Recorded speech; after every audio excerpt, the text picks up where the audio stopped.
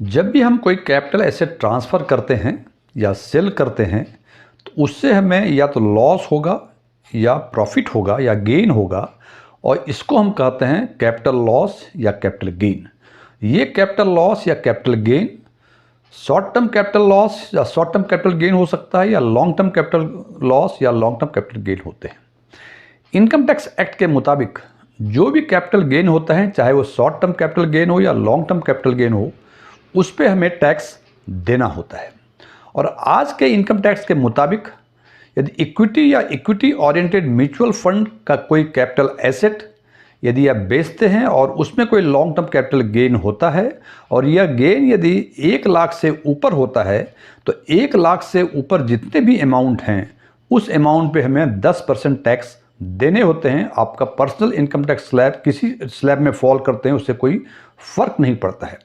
आज हम इसी बात पे चर्चा करेंगे कि यदि हमारा long term capital gain equity oriented mutual fund या इक्विटी में 1 लाख से ऊपर होता है तो और 1 लाख के ऊपर जो अमाउंट है, क्या उस अमाउंट पे हमें टैक्स देना ही होगा या इसको हम अवॉइड कर सकते हैं। कुछ व्यूअर्स सोच रहे होंगे कि टैक्स अवॉइड करने का मतलब कोई गैर कानूनी तरीका। इस बारे में हमने एक वीडियो बना रखी है टैक्सेशन टर्मिनोलॉजी के नाम से, आप हमारे प्लेलिस्ट में जाके वो देख सकते हैं। टैक्स अवॉइडेंस, टैक्स अवॉइड करना कोई गैर कानूनी तरीका नहीं है, बल्कि ये पूरी रूप से कानूनी तौर पर मान्य है। और हमें भरोसा है कि इस वीडियो के अंत तक आप इस पोजीशन में होंगे कि यदि आपका long term capital gain equity या इक्विटी ओरिएंटेड म्यूचुअल फंड में 1 लाख से अधिक होता है तो आप उस अमाउंट पर जो 10% टैक्स लगना होता है उस टैक्स को आप अवॉइड कर सकते हैं।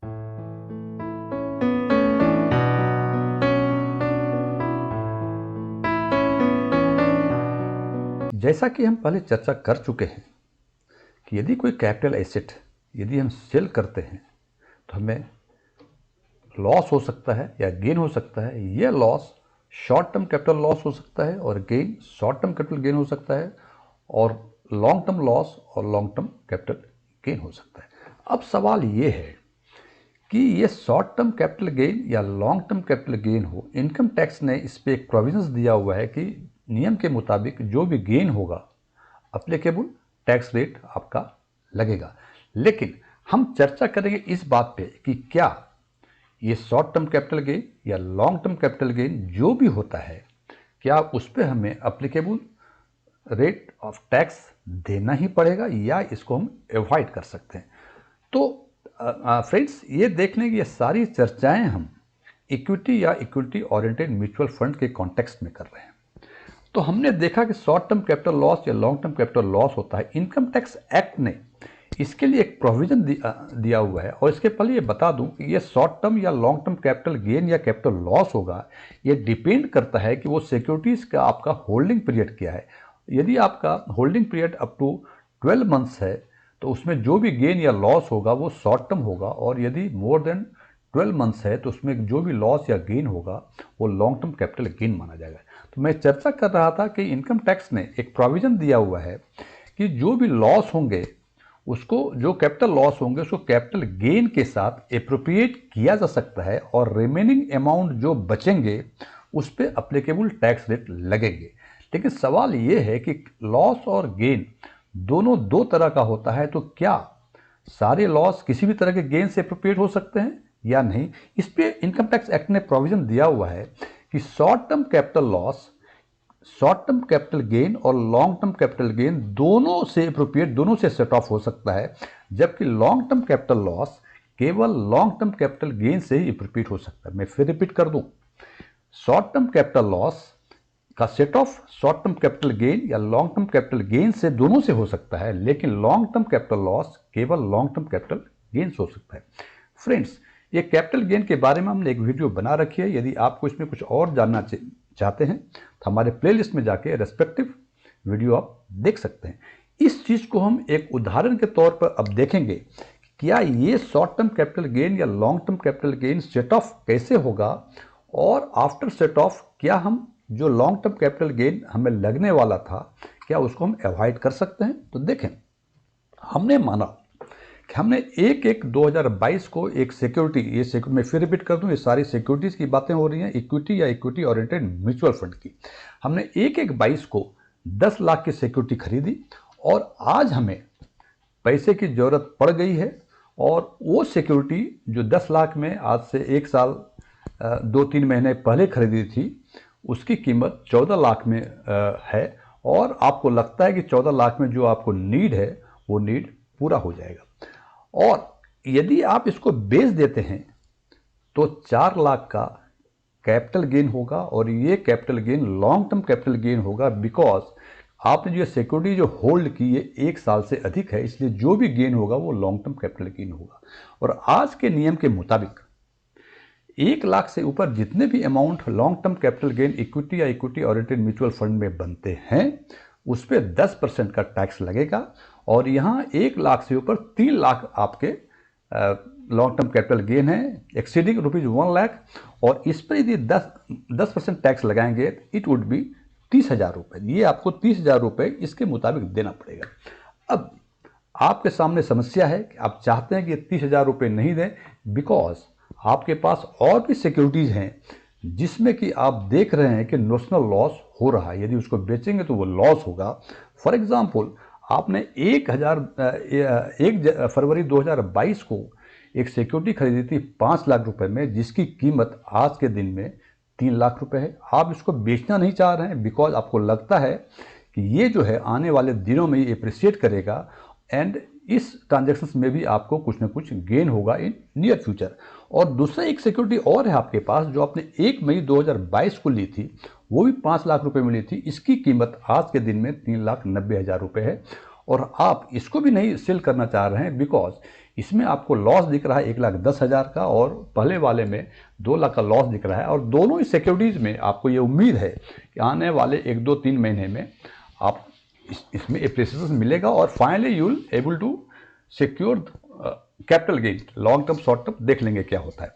तो मेरी सलाह कि आप इन दोनों सिक्योरिटी को आज बेच दें और बेचने के बाद देखते हैं कि इस सिक्योरिटी में आपको 2 लाख का लॉस हुआ, इसमें 1,10,000 का लॉस हुआ। इनकम टैक्स एक्ट के मुताबिक ये सेट ऑफ होता है। क्या सेट ऑफ होता है कि short term capital gain long term और शॉर्ट टर्म दोनों ही short term capital loss long term capital gain और शॉर्ट टर्म कैपिटल गेन से एप्रोप्रिएट होता है। यहां हम देखते हैं कि ये 1/5/22 को जो सिक्योरिटी खरीदी थी जिसमें 1,10,000 रुपये का जो लॉस हुआ है, ये loss short term capital loss है बिकॉज इसकी होल्डिंग पीरियड 1 साल से कम है। आज की तारीख है 13 मार्च 2023। ये 1 साल से कम की होल्डिंग है तो ये लॉस जो होगा ये 1,10,000 शॉर्ट टर्म कैपिटल लॉस होगा और एक्ट के मुताबिक प्रोविजंस के मुताबिक ये एप्रोप्रिएशन इसके साथ हो सकता है। मतलब ये 3 लाख जो कैपिटल गेन हुआ था मेरा, उसमें से 1,10,000 तो ये सेट ऑफ हो जाएगा। और दूसरा इसमें जो 2 लाख का लॉस हुआ है, ये लॉस हमारा लॉन्ग टर्म कैपिटल लॉस है बिकॉज इसकी होल्डिंग पीरियड 1 साल से अधिक है।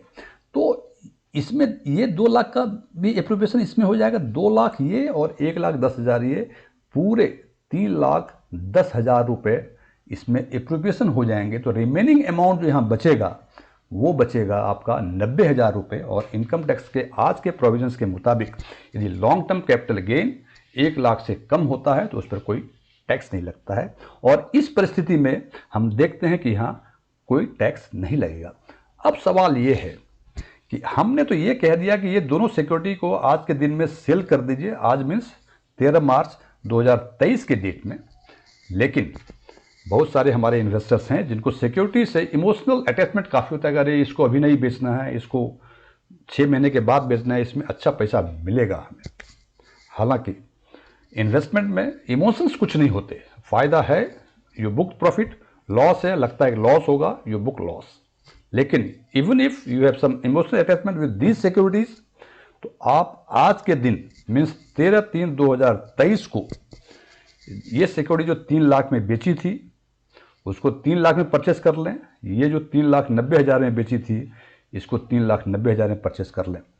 तो at the end of the day क्या होगा आपको कि फाइनली जो सिक्योरिटीज़ थी आपकी ये 5 लाख की जितनी भी सिक्योरिटीज़ थी वो आपने 3 लाख और 3,90,000 में खरीद ली, सिक्योरिटीज उतने ही रहे और आपके जो 14 लाख जो कंसिडरेशन मिले थे इसमें आपका काम हो जाएगा। हालांकि इसमें एक क्लूज हैं कि यदि आपने ये इन्वेस्टमेंट म्यूचुअल फंड में है तो पहले ट्रांजैक्शंस में, चूंकि ये 1 साल से अधिक की होल्डिंग पीरियड है, इसमें तो एग्जिट लोड नहीं लगेगा, लेकिन दूसरे वाले में जो जिसकी होल्डिंग पीरियड 1 साल से कम है तो हो सकता है कि इसमें आपको एग्जिट लोड लगे, थोड़ा लगेगा, अधिक नहीं लगेगा। एंड इवन आफ्टर दैट यदि एग्जिट लोड लगता भी है तो फिर भी ये ऑप्शंस एडॉप्ट करने से आपको 30,000 का फ़ायदा होगा, टैक्स नहीं लगेगा और सिक्योरिटीज आपकी उतनी की उतनी आपके पास रह जाएगी।